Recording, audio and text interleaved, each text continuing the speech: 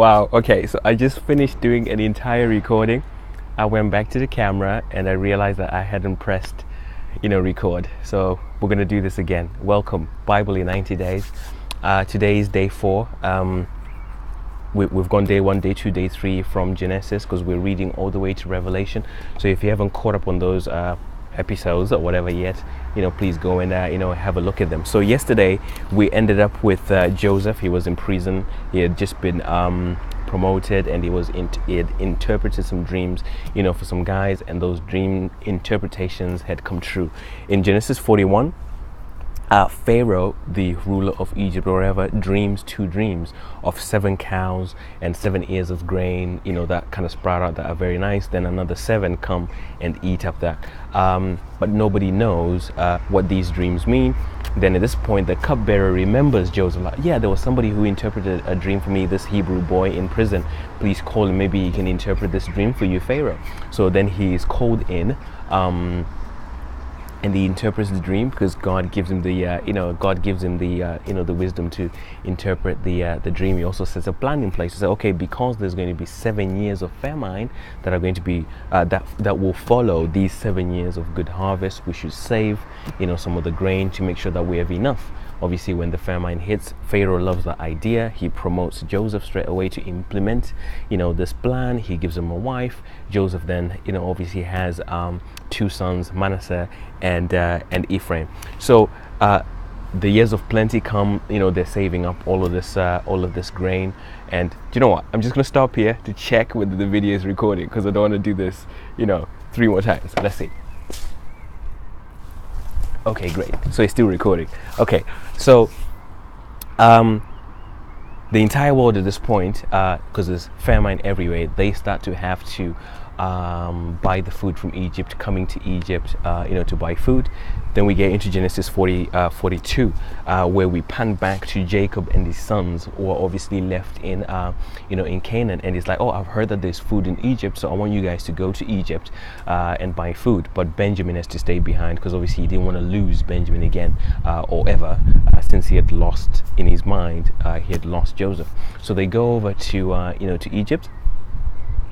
Then when they get to Egypt, Joseph actually recognizes them because he's there wherever they're doing the selling, but they don't recognize who Joseph is, and they have to bow before him, which actually fulfills the dream that he had.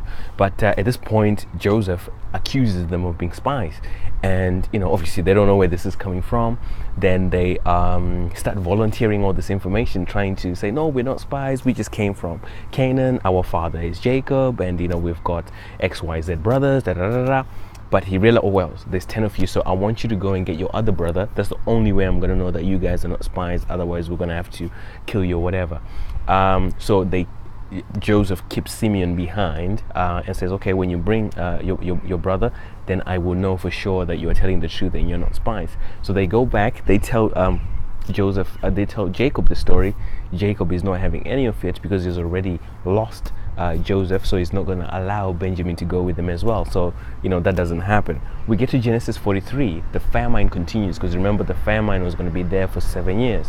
So they've run out of food, and Jacob tries to send them again to go and buy food in Egypt, to which they say, listen, the guy the last time said, if we don't bring back our brother, he's not going to sell us any food. So arguments ensue or whatever. Then Jacob gives in finally, so that they would go, because they were gonna starve. So they get to Egypt this time around, and Joseph invites them to dine with him, and they're eating. And obviously Simeon is released because he was in prison this whole time whilst they were waiting. They have food together, and their bags are filled with grain, and they're going back. But what Joseph has done at this point is he has planted his cup in Benjamin's sack, so that when they're going, his soldiers go up to them and say, listen, who has stolen my cup, etc. To which they reply again, we don't know what you're talking about, please just search the bags, etc. They search the bags. Lo and behold, the cup is in Benjamin's sack, and they say, listen, we're gonna have to arrest Benjamin and keep him over here, but you guys can go. But the guys, they know the background of the story, and they say, listen, we would rather stay in place of Benjamin, because if we go back, Jacob is just going to die if he doesn't see Benjamin, because his soul is bound up with his child. That's actually what it says. His soul is bound. I think it's lovely. But anyway, at this point, so we're in Genesis 44 at this point. And finish. Okay, Genesis 44. Genesis 45, Joseph, in this situation is overcome, with emotion, and it's all beginning to get to him. So he just finally lets out and says, "No, I'm Joseph. I'm your brother. I know you sold me, etc. But I'm here to," which they're very shocked. But he tells them, "Okay, no, this happened because God wanted to send me before you guys, to actually preserve your lives, etc. So please go back and get Jacob, get everybody to come over, because this famine is simply going to, is going to continue, and I'd like you to be here so that I can, make sure that I take care of you." So, Genesis 46, God speaks to Jacob in a vision after he had been told that, hey, the man Joseph in Egypt told us to come over.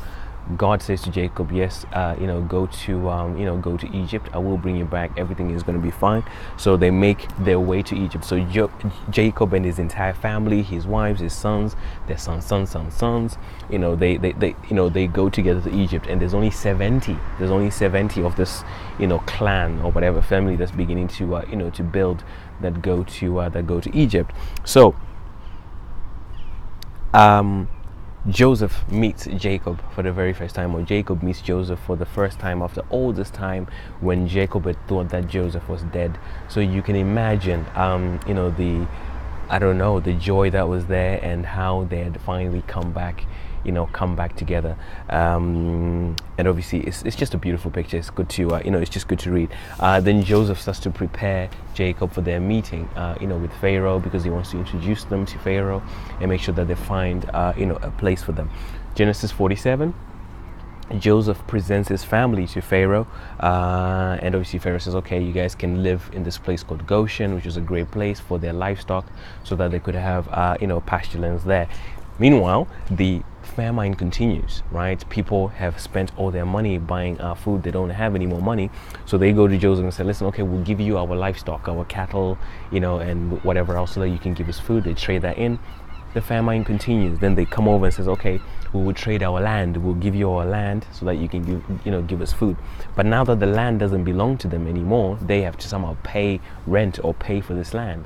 And Joseph said, "Okay, you can get some grain, you can go and sow it, and for 20% of everything that you make going forward belongs to Pharaoh, or belongs to the kingdom of Egypt." That's probably where 20% taxation came from.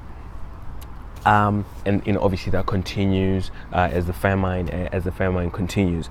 Now, Israel, or Jacob, at this point is getting older. He asked Joseph to promise that he would bury him back where Abraham and Sarah and all the other people had been buried in their hometown.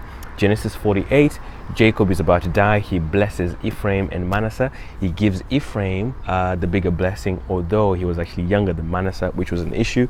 But Jacob says, "Okay, this is how it was meant to be." So Ephraim, is going to be the bigger tribe, and Manasseh, although he's the firstborn, he's not going to be that. So the promise now has moved from Abraham to Isaac to Jacob, and now to Ephraim. Now, Genesis 49, Jacob prophesies over his sons and speaks about what was going to come to Reuben, to Simeon, to Levi, to Gad, to Benjamin, to everybody. Say, okay, this is what's going to happen, like his parting words, so to speak. Then he dies. The last chapter, Genesis 50, which is the last chapter of Genesis, it talks about the burial of Jacob. The brothers, obviously now, because Jacob is dead, they're thinking, Joseph is going to kill us now or imprison us, but he tells them, no, it's going to be fine. Everything that happened for this reason, that I would come here and preserve your lives and the lives of the entire world, to be honest. So everything then is, everything is fine. Joseph obviously gets older and he's about to die, and he tells them that, listen, I know you are here in Egypt right now, but God is going to bring you back, to your country where you came from, which is probably Canaan at this point. But he says, when you go, please make sure that you take my bones or whatever, with you. And that's basically, that's just basically how it, how Genesis ends. So today, a recap. Joseph is promoted, by Pharaoh in this time. That, then comes the famine, then comes the reunion, of the brothers and Joseph. Then the death of Jacob and the death of Joseph. And this is how the Israelites ended up in Egypt. So when you read Exodus, like, okay, I know it starts, in a certain way, which we will get to tomorrow. Like, how did they even get there? But this is how, this is how, they got there. So Genesis, lovely book. The book, they call it the book of beginnings, where all this story and everything else kind of, began. I hope you're enjoying it as much, as I am. And I really hope to see you tomorrow as we go into Exodus. And that's where people like Moses, come into the picture, into the story. So if you've not watch day 1, day 2, and day 3, please have a look at those so that you can get the full story, kind of in chronological order. And if you like the videos, please share them with your friends, share the YouTube channel, share the Facebook page, so that we can just get to know what the entire Bible, what the story of the entire Bible is. I hope to see you tomorrow, and I hope this thing was recording this whole time. All right.